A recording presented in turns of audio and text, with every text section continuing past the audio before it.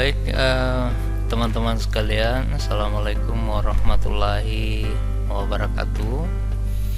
Pada pertemuan kali ini kita akan membahas terkait dengan cost benefit analysis ya. Jadi ini adalah salah satu metode pengambilan keputusan yang berdasarkan pada analisis kebutuhan biaya ya, seperti itu. Jadi termasuk di sini adalah analisis terkait dengan kemanfaatan keuntungan ya, seperti itu. Nah, dalam materi ini ya, fokus pembahasan kita itu akan membahas terkait dengan seperti apa peran valuasi ekonomi dalam pengambilan keputusan ya, karena keputusan itu sendiri tentu sangat dipengaruhi oleh situasi dan kondisi perekonomian ya. Yang kedua adalah bagaimana nilai ya ekonomi secara totality ya. Jadi dalam proses pengambilan keputusan itu kita melihat ya bagaimana nilai-nilai dalam sistem perekonomian, lalu kemudian berdasar daripada data-data itu kemudian kita akan mengambil sebuah keputusan. Selanjutnya adalah kita membahas terkait dengan metode penilaian dan juga teknik-teknik penilaian ya. Metode di sini kita artikan sebagai sebuah cara ya. Lalu kemudian teknik penilaiannya itu adalah bagaimana cara-cara, lalu kemudian langkah-langkah kita dalam menyusun penilaian di dalam pengambilan keputusan ya. Lalu pada poin selanjutnya adalah kita akan mendiskusikan tentang analisis dan biaya manfaat. Kemudian yang selanjutnya adalah bagaimana langkah-langkah yang harus ditempuh dalam pengambilan keputusan yang berdasarkan pada pendekatan cost benefit analysis ya. Jadi nanti teman-teman selain daripada materi PPT ini, teman-teman nanti akan dapat melengkapi dan juga memperkaya wawasannya melalui modul yang kemudian juga akan teman-teman dapat akses ya melalui LMS ya. Selain daripada itu ya, teman-teman juga dapat memperkaya wawasannya ya dengan merujuk pada beberapa referensi seperti buku, jurnal dan juga website atau laman-laman website yang memiliki relevansi. Baik.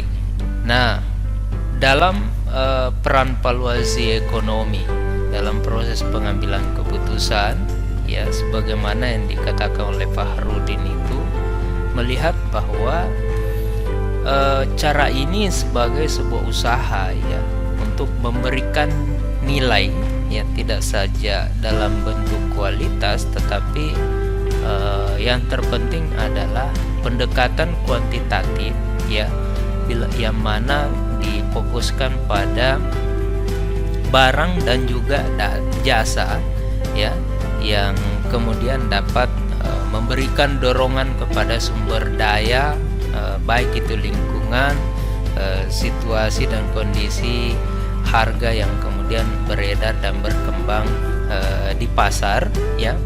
Itu harus dapat kita identifikasi apakah memang telah tersedia ataukah tidak. Nah, pada poin selanjutnya adalah bagaimana nilai-nilai ekonomi ini, baik itu barang ataupun jasa, yang pada umumnya dapat kita menilai atau mengukur ya sesuai dengan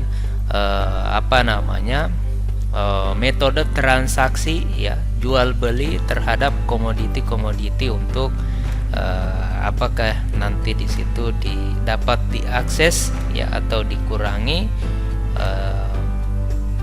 dalam hal biaya dan juga pengadaannya. Ini penting dalam proses pengambilan keputusan supaya kita dapat menghemat ya nilai-nilai yang memang kita butuhkan dalam sebuah organisasi. Sebab banyak keputusan-keputusan yang kita ambil justru tidak bersinggungan dengan kebutuhan kekinian, sehingga pengambilan keputusan itu tidak jarang seperti nampak mubazir ya, seperti itu.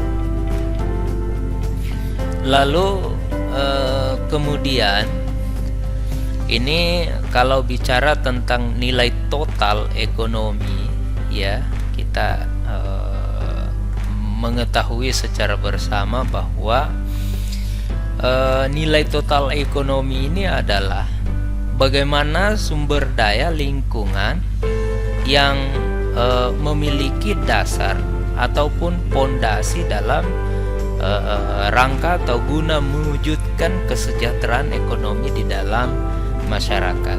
Nah, untuk menggunakan pendekatan nilai total ekonomi ini, maka teman-teman sekalian dapat melihat ya bagaimana metode dalam perumusannya ya. Barangkali pada kesempatan video ini kita tidak dapat berdiskusi secara lebih panjang lebar terkait dengan metode-metode ini, tetapi ini insya Allah bisa dipraktekkan sendiri oleh teman-teman ya. Lalu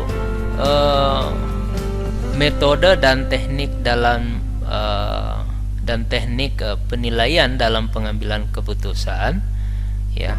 Ini kita melihat di sini bahwa bagaimana kita dapat memberikan taksiran atau menilai manfaat ekonomi sebagai sebuah alternatif dalam konteks penggunaan, baik itu di daerah ataupun di kementerian, lembaga dan pemerintah pusat untuk membuat suatu keputusan ya, sehingga keputusan yang kemudian diambil nantinya itu memiliki manfaat yang besar, lalu kemudian dapat diminimalisir biaya yang kemudian akan ditimbulkan ya, karena sebaik-baik keputusan itu adalah keputusan yang tidak terlalu menguras biaya, atau sebisa mungkin keputusan yang kita ambil itu bersifat efektif dan juga efisien ya. Teknik penilaian ini adalah untuk berguna untuk menilai seberapa besar ya kebermanfaatan ekonomi di sebuah daerah, apakah itu lahannya katakanlah lahan basah ataupun lahan yang bersifat konservasi ya, dengan cara memberikan perbandingan antara nilai guna atau use value dan juga tanpa nilai guna atau non use value ya, terhadap nilai yang berkembang di pasaran. Nah, selanjutnya teman-teman, kita akan juga mendiskusikan bagaimana analisis biaya manfaat atau dalam cost benefit analysis ya, atau biasa disingkat dengan CBA ya. Ini merupakan metode yang sebetulnya paling umum dipakai dalam melihat perkiraan nilai ekonomi dan juga kebijakan-kebijakan dalam proyek ya. atau kebijakan-kebijakan yang sifatnya ya menyangkut kepentingan secara umum. CBI ini juga sebagai sebuah alat ya untuk memberikan justifikasi ya dengan memberikan perbandingan antara biaya dan juga manfaat. Jadi ada diistilahkan dengan disadvantage dan juga advantage ya. Rumusnya kira-kira ya teman-teman dapat melihat di sini ya seperti apa rumus dalam analisa biaya manfaat ya. Nah, untuk itu maka perlu kita didukung oleh langkah-langkah dalam melakukan cost benefit analysis ya. Kalau merujuk pada pendapat dari Tantionimpuno itu pada tahun 2006, ia mengatakan bahwa langkah-langkah dalam melakukan cost benefit analysis ini ya itu sesuai dengan sistem dan urutannya ya, sehingga setiap langkah memiliki kesinambungan dengan langkah-langkah yang lain ya. Oleh karena itu teman-teman dapat melihat di sini secara lebih saksama ya langkah-langkah dalam cost benefit analysis ya, dimulai dari bagaimana kita menentukan masalah itu secara objektif. Jadi dalam proses pengambilan keputusan kita harus mampu menanggalkan kepentingan-kepentingan kita, asumsi-asumsi kita dan lain sebagainya, sehingga masalah yang dapat kita tentukan nantinya itu sebisa mungkin objektif ya. Ini langkah-langkahnya ya. Silakan nanti teman-teman mempelajari, karena untuk mendiskusikan satu persatu daripada langkah-langkah ini tentu membutuhkan waktu yang tidak singkat.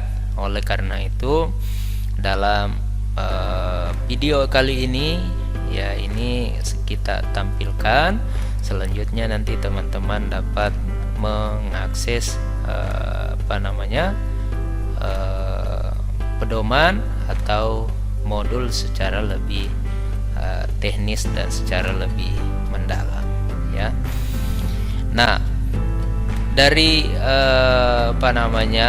materi-materi tadi itu, maka selanjutnya sebagai bahan latihan daripada teman-teman pada akhir bagian ini ada beberapa komponen pertanyaan ya.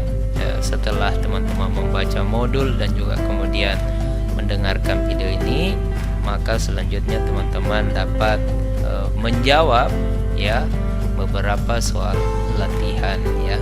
Dan ini juga sebagai salah satu ukuran apakah teman-teman sebetulnya sudah mengerti ataukah belum terkait dengan cost benefit analysis ini. Barangkali itu saja yang sempat kita sampaikan pada kesempatan pertemuan kali ini. Terima kasih atas perhatiannya. Assalamualaikum warahmatullahi wabarakatuh.